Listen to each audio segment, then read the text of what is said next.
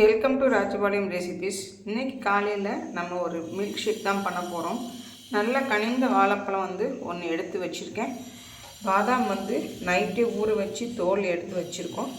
மக்கானா லைட்டாக ஒரு ரெண்டு சொட்டு நெய் போட்டு நல்லா ஃப்ரை பண்ணி வச்சுருக்கோம். ஒரு கிளாஸ் பாலுங்க, நல்லா ஃபுல் க்ரீமோடு தான் வச்சுருக்கேன். அதுக்கு ஒரு கப்பு தேன். இதுதான் இன்றைக்கி நம்ம காலையில் பிரேக்ஃபாஸ்ட்டுக்கு இதுதான் எடுக்கிறோம். இதை எல்லாமே மக்கானாவை மட்டும் ஃபஸ்ட்டு சின்ன மிக்சியில் பொடிச்சிருங்க. அதுக்கப்புறம் இது எல்லாமே சேர்த்து பார்த்துடலாம்.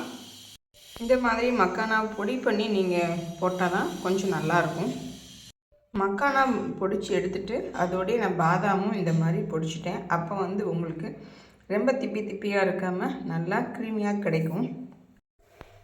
இப்போ பாருங்கள், ஃபஸ்ட்டு வாழைப்பழம் போட்டுடலாம். தேன் ஃபுல்லாகவே போட்டுடலாம். அப்போ தான் கொஞ்சம் நமக்கு நல்லா டேஸ்ட் கிடைக்கும். அந்த சின்ன கப்பில் ஒரு கப் அப்படியே போட்டாச்சுங்க. அதோட இந்த மில்க்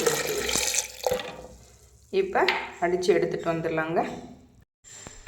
நமக்கு மில்க் கேக் சூப்பராக ரெடி ஆகிடுச்சிங்க. இந்த மாதிரி ரோஸ் பெட்டலில் கொஞ்சம் போடுங்க, கொஞ்சம் பிஸ்தா அப்படி போட்டிங்கன்னா ரொம்ப சூப்பரான சுவையான ஒரு ஹெல்த்தியான மில்க் ஷேக் ரெடிங்க.